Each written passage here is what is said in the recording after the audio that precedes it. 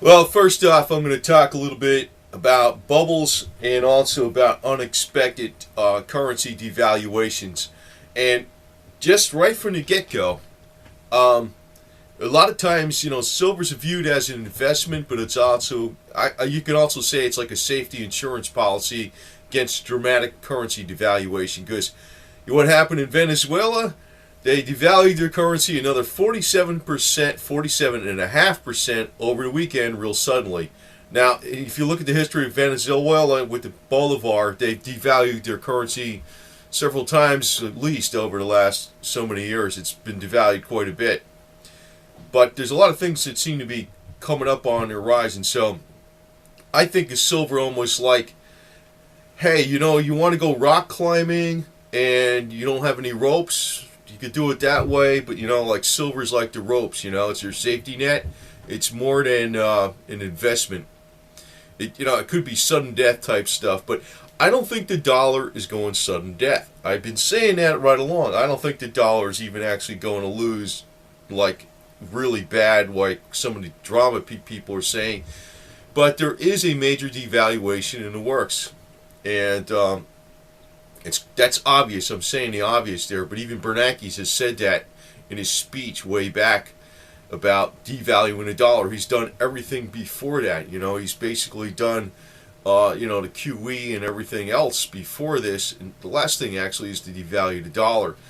Now, in Japan, actually, there's pretty much a decent gold buying frenzy because the yen's getting devalued. Gold is actually looking pretty good in yen. That's what it's been doing the last several months. But anyway, Venezuela devalued its currency again. They just did it, I think, 2 or 3 months ago or just recently, and then they did it again over the weekend, 47.5%. So, I mean, if you're in currency and you have your money stashed in the mattress, you're screwed there too. If you had silver and gold, you're fine. Now, I know, like, the major media paints gold as a bubble. They do. And they also like to pick out George Soros's words that gold is the ultimate bubble. He didn't really say that. He said it's going to be the ultimate bubble. And he probably, I know he sold his GLD, but I think he bought other stuff that's going to protect his ass big time. He could have even bought physical gold. Now, I'm preaching to the choir, but not in a lot of cases. In some cases, I'm not preaching to the choir. Some people believe totally in the fiat cash. I don't think that's a very good bet. I don't think you should trade all your fiat cash for gold, but I don't think mainly fiat cash is a good bet at all. I'm almost certain of that. But I want to talk about some of the bubbles out there, and Chinese housing, that's going to be another one that's going to blow up. Now that, if that blows up, it's been blowing up. I know it's been blowing up, but it's been blowing up more and more. That actually freaking takes a lot of steam out of the economy because it's not theory, but way over 50% of any economy, especially like in the United States, is real estate, and it's because it's related to like construction. It's related to all those industries that support construction, including like the attorneys and everything else. Besides the real estate brokers, it's over 50% of the economy. Believe it or not. So when you have a housing bubble break, it affects the entire economy, just like in Canada, it's going to happen. So, and the only way they do that, they fix it, is they print money, right? I'm going to tell you another thing out there that's a big bubble, is Bitcoin.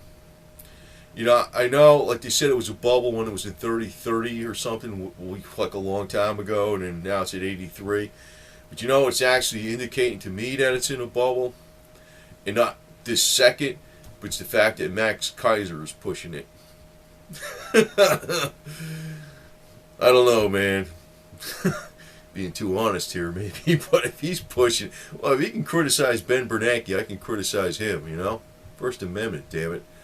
But, I think, I don't know. I don't like when that guy starts pushing something. When he was pushing silver, silver was in a bubble. When he really got down with these buy silver, break JP Morgan, it was in a bubble then. It was getting in a bubble. It was getting ready to go to the bubble. So I'm saying Bitcoin is a bubble right now. Silver is not a bubble right now. U.S. Treasury security is another big one that's going to bust. And also Get right to number one. Number one is going to be the U.S. stock market. But when is it going to break? Like, when is Bitcoin's going to break? Because I say Bitcoin's in a bubble. Does that not mean it could go up even higher and break 100 or something? No, it doesn't mean that. But it's going to catch you by surprise when it breaks. And that's why I warn people about the silver. Say silver does break through 50, goes to 60 or whatever, and you're getting all elated, it's going to 100. Sell some, damn it. Don't get crazy about it. I mean, you don't have to watch. Maybe you'll keep most of your insurance policy, but sell some if it does that kind of stuff. I know it's getting boring and stuff like that, but it's not. It's gonna break through this crap eventually, and when it does, everybody's gonna be like, overly emotional, thinking it's going through the sky, and you're gonna hold on too long. Usual deal.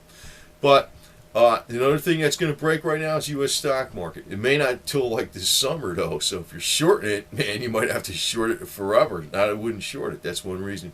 Another thing that's going to break is going to be U.S. healthcare, because U.S. healthcare is the most overpriced bunch of bull crap going on. And I pointed out in so many of my videos about health. There's so many alternative things you could do to improve your health and save a hell of a lot of money over like doctor bills all the time, and what you need to do to heal yourself, because basically foods are the building blocks to the body, and basically if you believe in you have the right nutrition, you're going to be healthy. That's just how that works. But there's even more to it I can put out there. But health actually is going to be an industry that's in a big bubble right now. They're charging so much money to people that it's unsustainable, and the system's going to break. And I'm going to say something else. This is an unrelated thing. What's in a bubble is guns and ammo. Guns and ammo right now, because of all the scare about Obama and all that type of stuff, some of the ammo is going for like 3 times what it should be. And I put out a video here just like less than a week ago about it still being available, and in some places it's even on sale.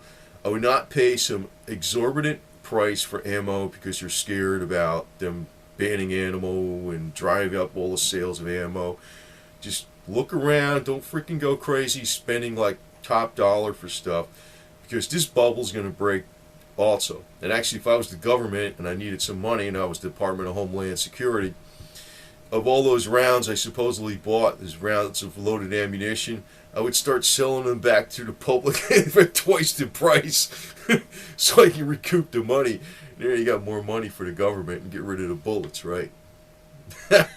Just a joke, but that's what I would do anyway. I mean, they'd save the taxpayer some money then, because then all the people who are scared about bullets running out, they could sell it to them for twice as much. The other thing that's going to break probably up a little bit is Europe. Not politically. Well, it's already broken up politically. I mean, it's its own countries, right?